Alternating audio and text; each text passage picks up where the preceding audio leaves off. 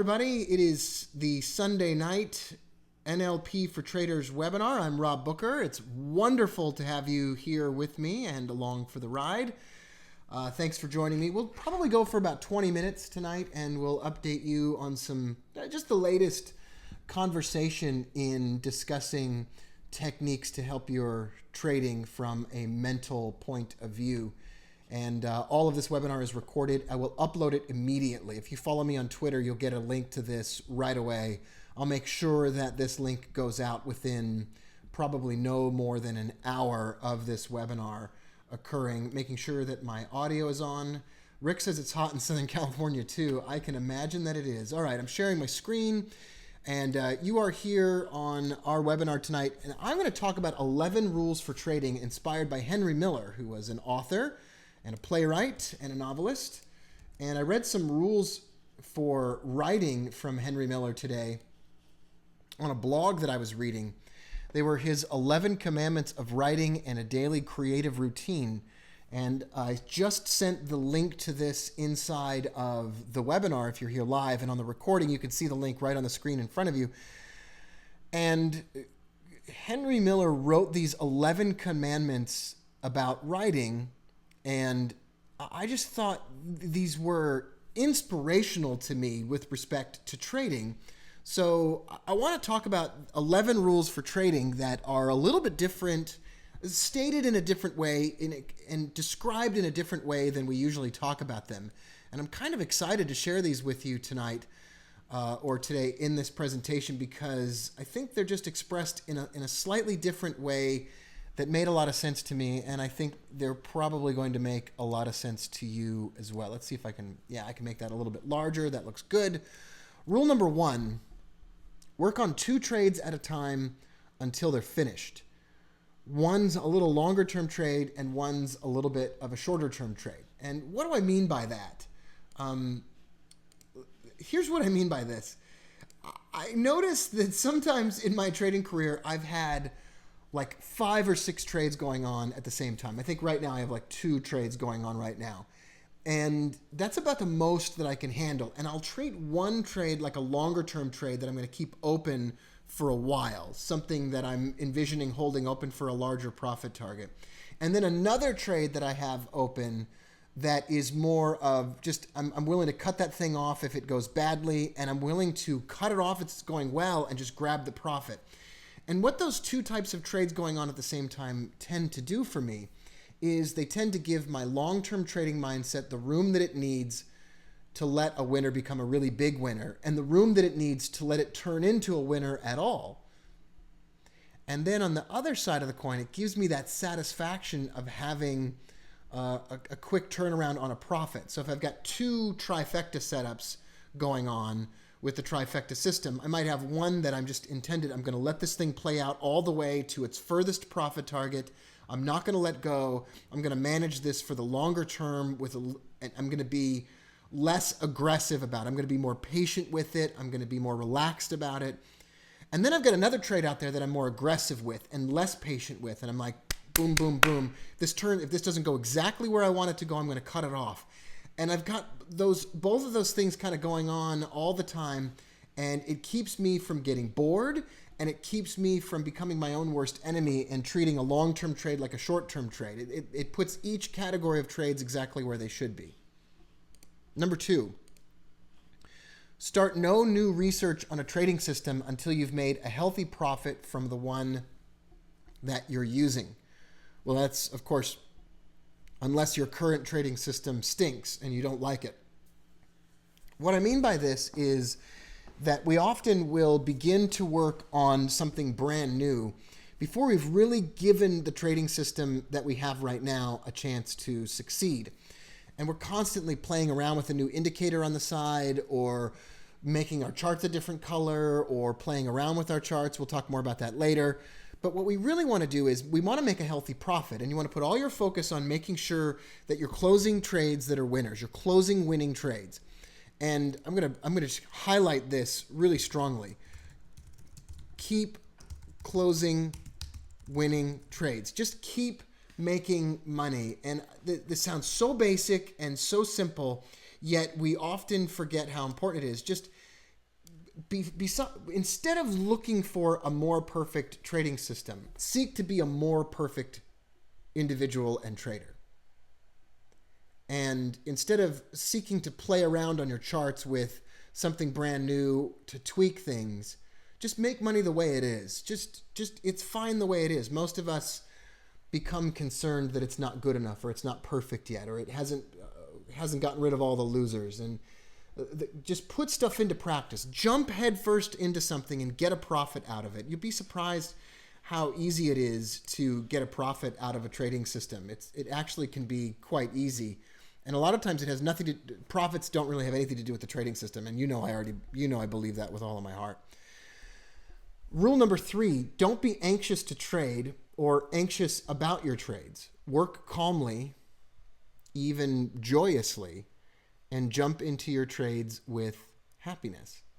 And this, I absolutely love this rule.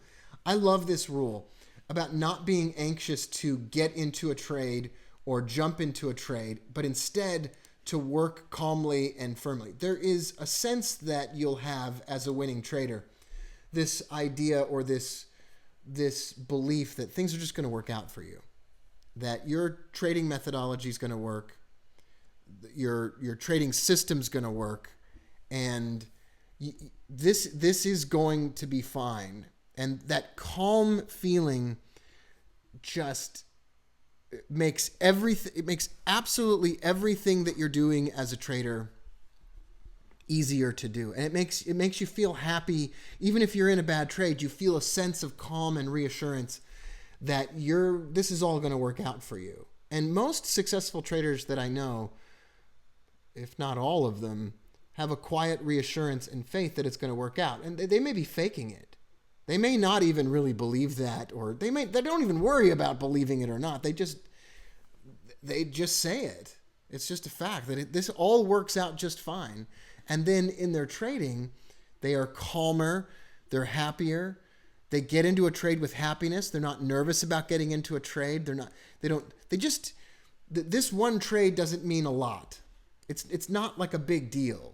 And no one trade is the biggest deal in the world. And it just seems effortless to them. I've said that a lot of times, that it feels and seems and has become effortless to those individuals. Now, rule number 4, trade according to your routine and your system, not according to your mood. Feeling like you'd like to trade or need to trade is a terrible reason to get into a trade. Absolutely worst reason that you could possibly ever have for getting into a trade. You don't want to trade according to your mood. You just don't want that to be a part of it at all. You don't. I feel like this all the time, so I'm speaking from experience. If you feel an urge to trade, you got to walk away until you just don't feel the urge to trade, that you feel a calm reassurance about the fact that a trade is coming up, and when it comes up and when you see it and when it setup fulfills your rules, then you're going to take a trade. Number 5, if you can't create a trading system on your own, don't worry about it. A lot of people that I talk to when I travel around the world are concerned that they haven't come up with or invented, or they don't have a trading system that they have built, and they feel a sense of urgency about building their own trading system, which I find completely understandable. And instead, I compare those and contrast those individuals with people that I meet who don't care if they invented a trading system. They are perfectly happy to implement a trading system that works and kind of make it their own or tweak it into their own or whatever, but they're not concerned with being the inventor of it. And I think it's liberating. There's a story about Isaac Newton and Robert Hooke. Robert Hooke was a famous inventor who lived during the time of Isaac Newton in London. And they were both geniuses. And Isaac Newton was a recluse, and Robert Hooke was an attention seeker. And he wanted nothing more than to be viewed as the greatest scientist or inventor of his age. And he was the He was the president of the Royal London Scientists Association, or whatever it is. And Robert Hooke would go around telling people that he invented something that was clearly invented from Isaac Newton. And it really began to peeve off Isaac Newton until they had a confrontation. But it almost prevented Isaac Newton from ever publishing his most famous book that changed mathematics forever and made it possible one day for people to land on the moon. And the moral of the story is, I wouldn't worry too much about whether or not you're the inventor of a trading system. Even I invent trading systems all the time. I've borrowed elements from all kinds of places, and there are influences that I have had that I can't even remember necessarily. And while it's important to give credit where credit is due and make sure that you don't claim that someone else's work is your own, it's just critically important that this whole idea of taking credit for the invention of a trading system fall away from your mind as the most important thing. It doesn't really matter. What we're all here to do is make money. I'm perfectly happy for anybody to make money, and I don't care who built what. It doesn't ever make any difference at all.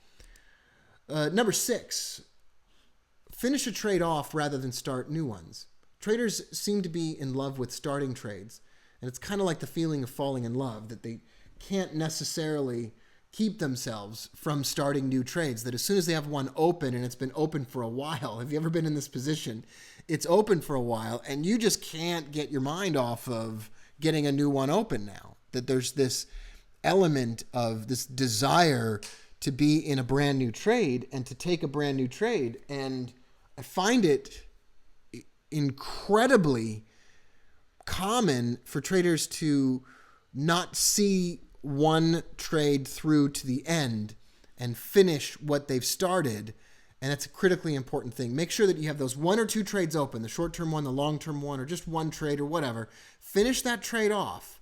Maybe you have another one in the back of your mind, but get that first trade finished off. Get that taken care of, and then move on to the next trade. Number 7, don't become a trading addict. Get outside of your trading office. Spend most of your time rebooting your brain and your heart and your mind. See people, go places, have a great time. This is why you trade in the first place, is to have the time that you want to do the things that you want to do. That's why you're trading in the first place.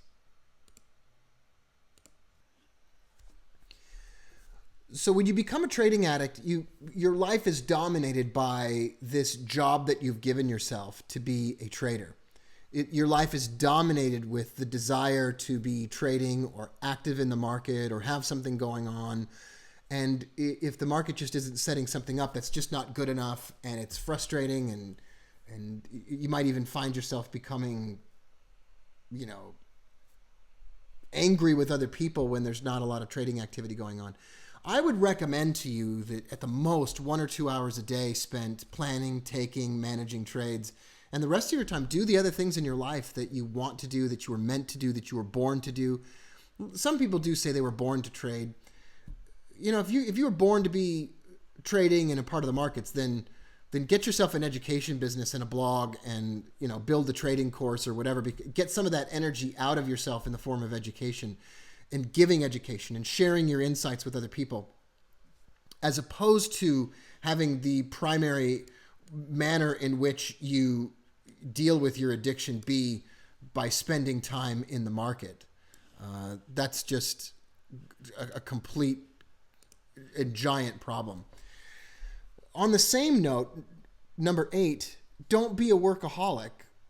Trade with pleasure only. Only trade when you're excited to be doing it and feeling pleasant about it. If you're exhausted by all the hours that you're up watching the market, that's a warning sign. Leave it alone in those instances. And there's not just one big chance. We often will tell ourselves that there's one big chance to do well in the market.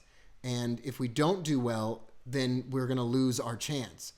And there isn't just one big trade coming up. Even if you look at the daily charts and you miss an entry, it's the daily charts. The biggest trades with the largest profit targets set up multiple times and have multiple places that you can enter the trade. And you don't have to worry that you're going to miss that opportunity. Number 9, stop using your system for the day when it's done and when it becomes a chore, but go right back to it tomorrow. Meaning, focus on getting your work done, and before using your trading system becomes a chore and upsetting to you, leave it alone, set it aside, walk away from it, go see a movie, reboot your brain, and then come back to it when you're fresh again and you can focus. And one way that I found that this happens for me is I've simplified. I have one chart in front of me open at any given time. I never have multiple charts in front of me open, ever. Focus on one thing at a time. I can only pull up one chart at a time and look at one chart at a time. And that simplifies the entire thing, and it doesn't overwhelm me and become exhausting. And that means I'm excluding a lot of stuff from my peripheral vision, and I'm focusing just on one thing that I'm doing, and I give 100% to what it is that I'm doing in the moment that I'm doing it. And that means I say no a lot. No, I don't want to look at the pound Swiss. No, I don't want to look at the euro dollar. No, I don't want to look at LinkedIn or Apple or whatever. I know what I'm looking at. I know what I'm interested in. And then because I turn it off, I'm not tired of it. I don't get exhausted by all this work I have to do or all these charts I have to look at. It doesn't exhaust me. I have a set amount of time that I look at it. I have one chart that I'm focusing on at a time. And if I have two trades going on, I don't have both of those charts open. It's just, there's something about letting your whole mind, to the extent possible, focus on the one thing that you have in front of you, making you and helping you become more effective. Forget the trades. This is my favorite of all 10. Forget the trades that you want to take someday, that big trade, that big score that you'd like to have. Forget that one and focus on the trade in front of you. Like, just forget that. Just give up on this idea that there's one big trade that's coming that you really need to focus on or you really have to take. Just like, don't think about it. Like, I think that there's a big pound dollar, British pound US dollar trade out there, and I think there's a huge trade on Apple. But in front of me right now is a trade on the Australian dollar, Canadian dollar.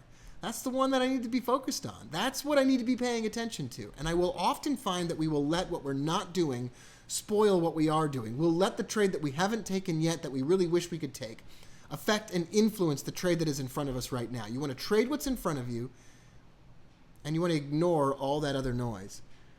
I was in a trade on Friday, and I read one tweet from one other analyst whom I respect, and I couldn't get my mind off of that person's comments. I thought, man, that's a great trade that they're talking about. I want to be in on that trade. And it was a pound dollar trade. They said, wow, we're coming in for a big reversal here. And I could feel this anxiety welling up within me about taking that trade too. And I realized I don't know anything about that analysis. I haven't been looking at that currency. Why would I be doing this? Why am I? Instead, forget that trade that I wish I could take. The grass is always greener on the other side. And we always think that the other trade that somebody else is taking is better. And it's not. It's not better. Number 11, final rule. Work with your charts when you're supposed to be working. Don't play with your charts. If you're supposed to be in front of your charts working, then go to work. Work on those charts. Don't play around with your charts. Don't play with it. Don't play with the settings, the colors. Don't turn charting and trading into a game. It's work. Treat it like work and treat it like work that you love, but don't treat it like a game. Don't treat it like something that you play with. You don't want to play around with your trading. It can be playful, it can be joyful, it can be pleasant to you, but you don't want to turn it into playtime. It can be work, it can be a game even. Just like football players work, baseball players work. They're at work when they're on the field. They're not tossing the ball around or dropping the ball. They're working. It might be a game, but it's a game to win. And I notice everybody goes through this. Everybody does this where they're playing with their charts a lot. That's not what we want to do. We don't want to be playing with a new setup or playing or experimenting or toying around with. I see traders all the time who have something that's working in front of them, and they say, what about this other thing over here? I would like to do that thing too. And that's danger. That's absolutely danger. If something's working, if you know it's working, do that and find pleasant, playful things elsewhere. Find the stuff that's intoxicatingly addictive elsewhere. Find something else to do with that time. Once again, for those of you that are here tonight, you can get the whole additional course materials at tfl365.com/NLP. And I don't know why that capitalizes like that. I hate it when it does it. If I type in lowercase letters, PowerPoint, that's what I want. But if you go to tfl365.com/NLP, you'll get the rest of that course there. All of you already know that, and I'm so happy to have spent some time with you on this afternoon. Looking forward to seeing you again in a month. If you are in Europe, hopefully I will see you at the end of this week, where I will be. And I love you all. Love you, traders. Good luck in your trading. And this video will be up for you watching live. This video will be up within the hour. You'll get a tweet about it and an email a little bit later on. And for those of you watching the recording, thanks a lot, everybody. I will see you in a month.